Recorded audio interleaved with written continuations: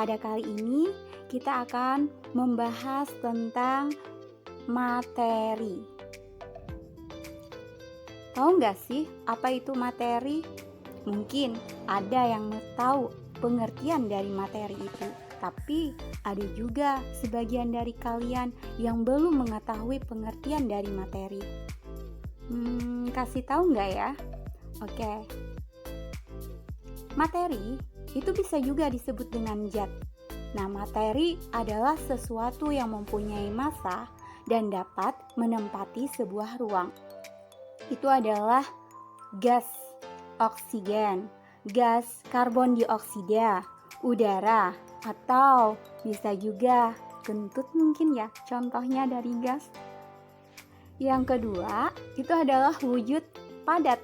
Nah, di sini saya cuma mencontohkan satu gambar aja wujud dari zat padat, yakni berupa jam dinding yang sedang berputar. Contoh lain lagi kan banyak di dalam kelas kalian. Misalkan saja papan tulis, kursi, spidol, pensil, kotak pensil, tas, dan sebagainya. Pokoknya banyak di dalam kelas tersebut yang merupakan wujud zat padat. Kalau disebutin satu-satu, ntar kepanjangan penjelasannya. Oke, lanjut aja ya ke wujud yang ketiga, yakni cair. Cair di sini cuma satu aja saya tampilkan contohnya, yakni air. Air yang sedang mengalir. Contoh lain lagi kan banyak, misalkan minyak, bensin, alkohol. Tapi ada ya kata-kata cinta yang mengalir. Emang cinta itu termasuk wujud cair? Tapi menurut aku cinta itu nggak tahu wujudnya apa. Cinta tak bisa dilihat tapi bisa dirasakan. Ya, lanjut ya. Nah, sekarang perhatikan. Di sini ada gambar dari zat padat, zat cair, sama gas. Coba kalian perhatikan dengan seksama. Apa sih bedanya antara padat, cair, dan gas? Oke, yang pertama dulu ya, untuk padat. Coba kalian perhatikan, partikel-partikel pada zat padat itu dia tidak dapat bergerak bebas. Kemudian, jarak antar partikelnya pun sangat rapat dan mempunyai bentuk dan volume tertentu. Jadi bentuknya itu tetap, volumenya juga tetap kalau untuk zat padat. Kalian perhatikan zat cair. Nah, partikel-partikelnya dapat bergerak bebas. Sedangkan jarak antar partikel itu agak renggang dibandingkan zat padat tadi yang terlalu rapat. Kemudian bentuknya pun tidak tetap, yaitu tergantung pada wadahnya. Misalkan kalian letakkan air misalkan 10 ml dalam gelas, itu kalian tumpah ke dalam piring, itu kan beda bentuknya, tapi volumenya tetap. Perhatikan gambar berikutnya, yakni zat gas. Nah, zat gas itu memiliki partikel-partikelnya dapat sangat cepat bergeraknya. Sedangkan jarak antar partikelnya pun sangat renggang. Jadi dia bebas mau bergerak ke kanan, ke kiri, ke atas, ke bawah. Tapi kalau untuk bentuk dan volumenya itu tidak menentulah. Sekarang lanjut ke yang namanya sifat-sifat dari materi. Nah, sifat dari materi itu terbagi menjadi dua. Ada sifat fisika, ada juga sifat kimia.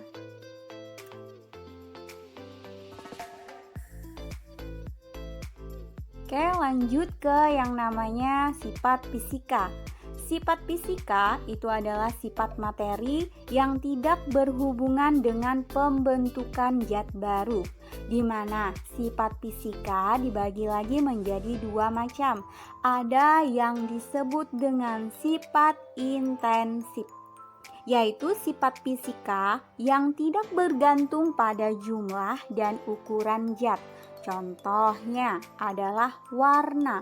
Jadi kan benda itu ada beraneka ragam warna. Berarti dia termasuk ke dalam sifat fisika, yakni sifat intensif. Kan warnanya ada merah, kuning, hijau, biru, coklat, dan sebagainya. Selain warna, itu ada juga bau. Bau itu kan aromanya macam-macam. Ada bau amis, ada bau wangi, dan bau wangi itu juga beraneka ragam. Ada aroma buah-buahan, aroma bunga, dan sebagainya. Kemudian ada lagi yang disebut dengan titik didih. Nah, itu adalah 3 dari sekian banyak sifat intensif dari sifat fisika. Oke, lanjut, yakni sifat ekstensif. Kalau untuk sifat ekstensif, itu adalah sifat fisika yang bergantung pada jumlah dan ukuran zatnya. Yang pertama, itu adalah kelarutan. Selain kelarutan, ada juga yang disebut dengan massa jenis. Selain massa jenis, juga ada volume. Jadi di sini saya cuma menyebutkan masing-masing 3 contoh lah dari sifat fisika. Sifat intensifnya 3, ekstensifnya juga 3. Padahal masih banyak lagi, cuman saya nyebutkannya 3 di antaranya. Oke, sekarang lanjut ke yang namanya sifat kimia. Untuk sifat kimia adalah sifat materi yang berhubungan dengan pembentukan zat baru. Yakni yang pertama, mudah terbakar. Yang kedua, itu adalah mudah busuk. Yang ketiga, itu disebut dengan korosi. Korosif bisa juga kan dalam kata korosi. Korosi artinya adalah perkaratan. Oke, lanjut ke yang namanya perubahan materi. Perubahan materi ini juga dibagi menjadi 2. Ada perubahan fisika, ada juga disebut dengan yang namanya perubahan kimia. Untuk perubahan fisika, itu adalah perubahan materi yang tidak menghasilkan zat baru. Contohnya, perubahan fisika karena wujud. Di sini ada bagan, di mana kan wujud zat itu terdiri dari 3, padat, cair, dan gas. Nah, dia melakukan proses, misalkan dari padat menjadi cair, itu disebut dengan proses mencair. Dari cair ke padat disebut dengan proses membeku. Kemudian dari cair ke gas disebut dengan proses menguap. Dari gas ke cair disebut dengan proses mengembun. Dari gas ke padat disebut dengan proses mengkristal. Dan dari padat berubah menjadi gas disebut dengan proses penyublim. Nah, itu merupakan perubahan fisika karena perubahan wujudnya. Contohnya, tuh di sana ada sebuah gelas yang berisi es, kemudian dia mencair. Atau dari air itu berubah menjadi es. Itu disebut dengan proses membeku. Contoh lain lagi itu adalah kapur barus. Jika dibiarkan di tempat terbuka akan menyublim menjadi gas. Kemudian di sana juga ada air yang jika dipanaskan akan berubah wujudnya menjadi uap. Nah, itulah contoh dari perubahan fisika karena perubahan wujudnya. Untuk yang selanjutnya itu adalah perubahan fisika karena bentuknya. Coba perhatikan, di sini ada peralatan dapur yang terbuat dari kayu. Jadi perubahan materi dari kayu itu kan bisa berubah menjadi beberapa peralatan dapur. Kemudian bisa juga dari aluminium bisa kalian ubah menjadi yang namanya peralatan dapur. Jadi kalau yang untuk perubahan fisika karena perubahan bentuk, ya kursi bisa menjadi meja, kayu bisa menjadi kursi, bisa juga menjadi meja, kan tetap aja itu merupakan kayu. Sedangkan sendok, teko, panci, ya itu kan terbuat dari aluminium. Jadi hal ini termasuk ke dalam perubahan fisika. Karena kayu dan aluminium itu hanya mengalami perubahan bentuk saja, sedangkan sifatnya itu tidak berubah. Perubahan fisika karena ukurannya. Perhatikan gambar. Nah, di sini adalah contoh dari perubahan fisika karena perubahan ukuran. Biji kopi jika digiling nanti akan menjadi serbuk kopi. Ya kan? Tuh di sana gambarnya, darinya biji menjadi serbuk kopi. Kemudian ada lagi contoh lainnya, yakni jika batu kalian pecah-pecah, itu juga akan menghasilkan batu yang beraneka bentuk ukurannya. Kalau hati yang retak dan pecah berarti termasuk perubahan fisika ya, karena perubahan ukurannya, yang darinya dulunya hatinya utuh kemudian retak dan pecah berkeping-keping, berarti kan bentuknya juga berubah ya. Oke, lanjut ya ke perubahan fisika karena volume. Nah, untuk perubahan fisika karena perubahan volume, di sini ada gambar termometer, di mana kan termometer itu isinya ada raksa, ada juga isinya itu alkohol. Jadi jika termometer itu nanti memuai, kita sentuh permukaannya, maka kan volumenya akan naik ke atas. Dari yang dulunya 0 bisa naik ke 30 derajat, bisa juga naik ke 70 derajat, bisa juga mencapai 100 derajat. Oke, sekarang lanjut lagi ke yang namanya perubahan fisika karena bentuk energi. Ingat bahwa energi itu tidak dapat dihilangkan dan juga tidak dapat diciptakan. Hanya saja dia dapat diubah dari bentuk satu ke bentuk yang lainnya. Contoh di sini ada lampu pijar yang menyala. Coba aja perhatikan, kan darinya putih menjadi kuning, berarti dia menyala. Kemudian contoh yang kedua, kipas angin yang berputar.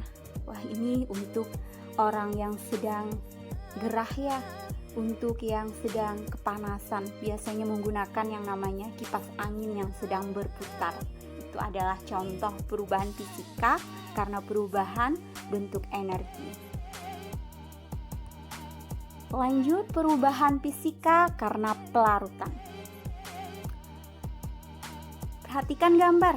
Di sana ada nutrisari, jeruk yang diperas, kemudian dimasukkan ke dalam air dan dikasih es batu. Wah, enak bener nih, jadi ngiler, pengen minum aja. Itu kan jika kalian membuat es jeruk, pasti kalian memeras terlebih dahulu untuk mengambil sari jeruknya. Kemudian kalian melarutkan sari jeruk tersebut ke dalam air dingin. Nah, apakah rasa jeruk tersebut berubah setelah Anda campurkan dengan air dingin? Kalau rasa jeruk setelah dicampurkan air dingin itu tetap sama, oleh karena itulah sifat dari jeruk itu tidak berubah setelah dilarutkan dalam air. Peristiwa inilah yang tergolong dalam perubahan fisika karena pelarutan. Contohnya lagi, di sana ada gambar kopi mochaccino, kopi hitam. Itu juga termasuk ke dalam perubahan fisika karena pelarutan. Karena kan setelah kalian membuat kopi, itu rasa kopi setelah dilarutkan dalam air tetap sama atau tidak berubah. Untuk perubahan kimia yaitu perubahan materi yang menghasilkan zat baru. Perubahan kimia karena perkaratan. Sini contohnya adalah Gambar apa itu ya? Ya pokoknya itu suatu benda yang terbuat dari besi kah atau aluminium, kan bisa berkarat. Kalau kalian letakkan di alam terbuka, terkena panas, terkena badai, terkena hujan, lama-kelamaan dia akan mengalami yang namanya proses perkaratan, di mana perkaratan itu merupakan peristiwa perubahan kimia karena menghasilkan zat baru. Benda tersebut jika bereaksi dengan udara dan air, maka akan menjadi karat. Dan karat besi biasanya itu mempunyai sifat rapuh, dan faktor-faktor untuk mempercepat proses perkaratan itu adalah adanya uap air atau udara yang lembab.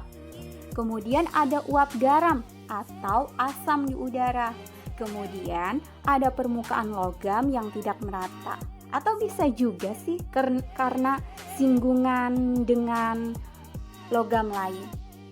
Nah, itulah yang merupakan contoh peristiwa perubahan kimia karena perkaratan. Nah, selanjutnya itu adalah terjadinya perubahan warna. Kalau terjadinya perubahan warna ini mungkin dalam kehidupan sehari-hari kalian pernah kan makan yang namanya buah apel. Buah apel pada saat utuh itu kan biasa aja. Kemudian setelah kalian gigit, lama-kelamaan apa yang terjadi pada buah apel? Kan ada bagiannya itu berubah warnanya, atau bisa juga beraneka ragam buah-buahan yang dulunya mentah menjadi matang atau bisa dimakan. Itu kan juga mengalami perubahan kimia, yakni perubahan warna, ya kan? Oke, sekarang ada perubahan kimia karena peragian. Proses peragian merupakan proses di mana zat asal yang mengandung karbohidrat atau protein dengan bantuan mikroorganisme, atau bisa juga sih disebut dengan ragi atau bakteri, nanti akan mengubah menjadi zat lain. Contohnya, perhatikan pada gambar. Tahu nggak apa itu gambarnya apa? Namanya itu adalah tepung gandum. Nah, tepung gandum ini kalau hanya melakukan yang namanya proses peragian, nanti akan berubah menjadi roti. Pernah kan kalian makan roti? Ya, contoh yang selanjutnya adalah singkong. Singkong kalau mengalami proses peragian juga nanti akan berubah menjadi yang namanya tape. Lanjut. Nah, ini gambar kacang kedelai. Kalau juga mengalami proses peragian, nanti akan berubah menjadi tempe. Bisa juga menjadi yang namanya kecap.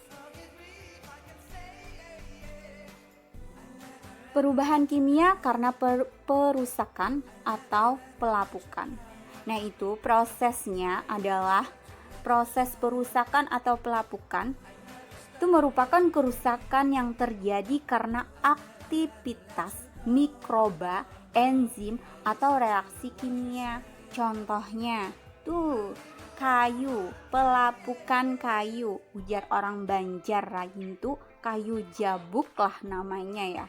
Kemudian minyak tengik.